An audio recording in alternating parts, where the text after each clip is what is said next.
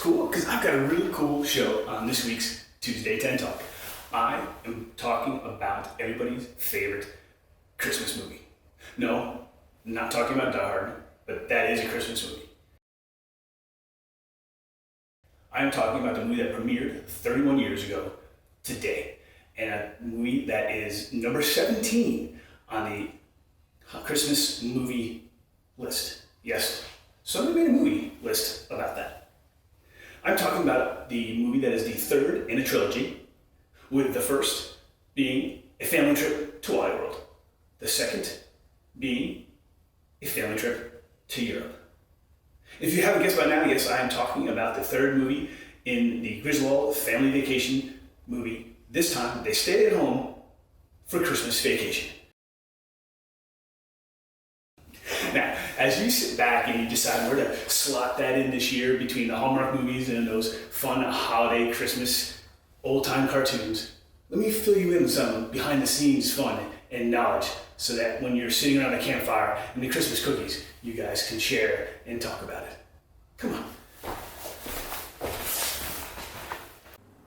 So, Christmas Vacation, written by John Hughes, who we all know and love. We love his movies. Breakfast Club, 16 Candles, Ferris Bueller's Day Off. He originally wrote this as a short story called Christmas 59 while he was writing for the Harvard Lampoon, which would eventually go on to become National Lampoon. And the story was loosely based on his Christmas in 1959. And you can actually dig around and actually see this short story on the internet, as I did.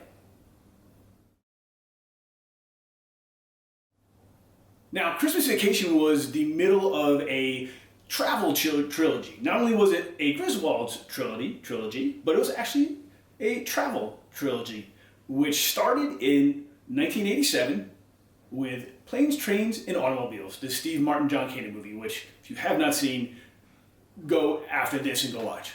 And then in 1989 came Christmas Vacation. And the last movie was 1990 with Home Alone. And so he wrote all those movies and directed Planes, Trains, and Automobiles. Now, oddly enough, there's only two Christmas movies that came out in 1989. Christmas Vacation and a movie called Prancer.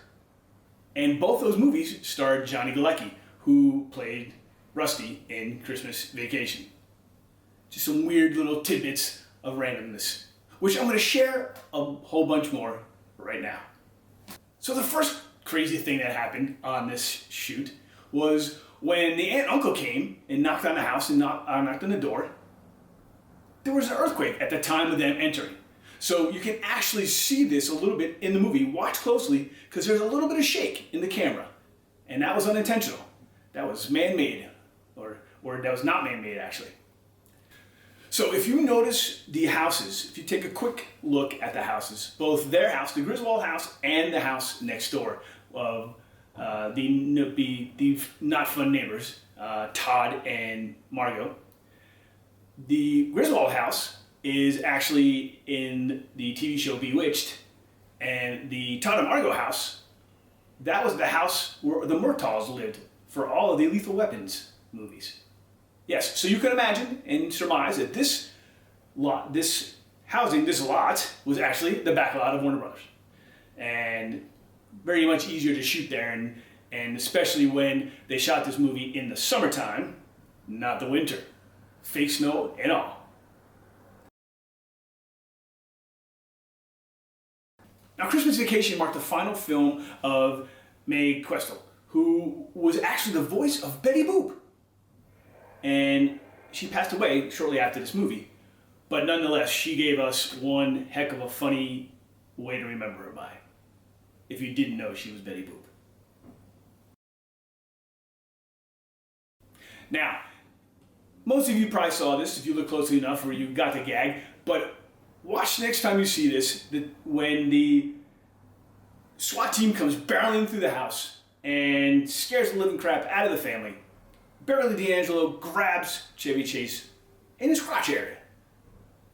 Now, this was improvised by her, and since nobody said anything the first take, she kept doing it upon further takes, and thus ended up in the movie.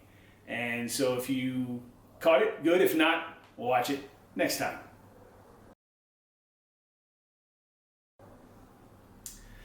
The squirrel. Everybody's favorite squirrel. So originally, the production had a trained squirrel to come in and do trained squirrel things.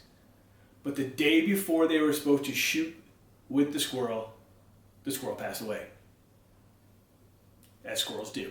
So they had to get a new squirrel, a new pet squirrel, who was not as trained as the other one. And so some of the antics and the craziness that happens was a little bit unplanned. But can you really plan anything with a squirrel? Especially in a cat in the house?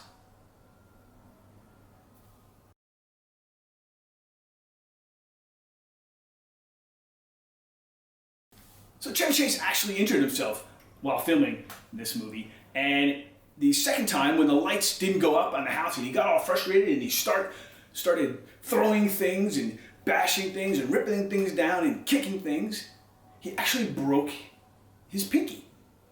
And so in the middle of a take, while this was happening, so in order not to bust the take, that's when he turns to kicking. He kicks the Santa and he kicks the other snowman, and that's what you see there. That was a result of him not wanting to ruin the take because of his injury. What a trooper. Now this was a fun thing to learn. So when they get the mail, when the mailman comes, the delivery guy comes and he gives Clark what he thinks is going to be the letter about his really big bonus, and it turns out to be what it is, just in case you haven't seen the movie, I won't spoil it, but I will say that his rant afterwards, when he finds out it's not what he wants, when he goes in that what seems to be a 2-minute long tirade of expletives and adjectives, so that he could get through the whole thing in one take and not have to cut it up. You see the shot from the cast's point of view, the family's point of view, and they were all around their necks wearing different words, so he could look at them in succession and read off the words and get the lines right. Sometimes you got to do clever things to hit those punchlines, and that's what you see there. And when his eyes are darting around, he's actually reading those words.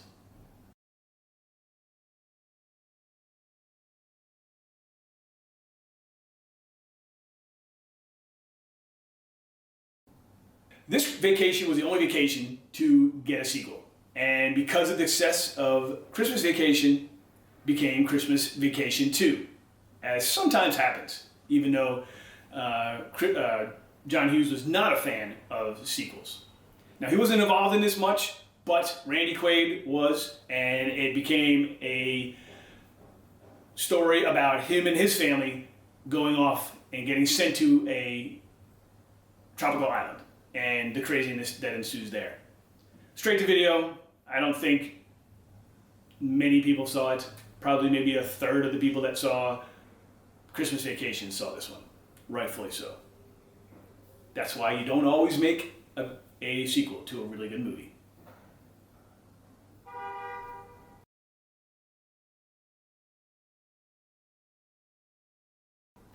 Now you would think of all the hype and all the funness surrounding this movie that it would have won its weekend and been the big king of the box office. However, not this time, not so fast. Interestingly enough, the Christmas Vacation opening weekend was bested by the second weekend of Back to the Future 2. So Michael J. Fox bested Chevy Chase that weekend, but still, they both totaled around $11 million. Yeah, not bad back then for a movie.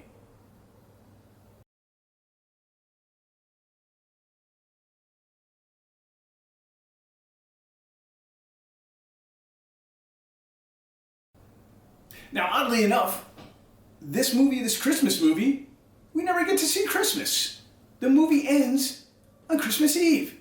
So you're left wondering what the Christmas was at the Griswolds. And maybe even Christmas over at Todd and Margot's after the house was kind of demolished. They probably just went to an expensive hotel. But what did the Griswolds do? We'll never know. Unless somebody makes a new sequel and it's a dream sequence or a flashback. Well, I hope you've had a good time just kind of rehashing this one and learning some new tidbits about one of the greatest Christmas movies, in my opinion, that you can watch with your family. And a lot of fun, very funny, never gets old, and you find something to laugh about every time you see it. Okay, maybe that's just me, but I do. That's all for this week, and I hope you have a great start to December, and I hope you have a great rest of the week. This has been Tuesday TED Talk, and I'm your host, Scott Foster. We'll be back for another one. Christmas vacation, Christmas vacation, Christmas vacation. You're so glad it's Christmas vacation.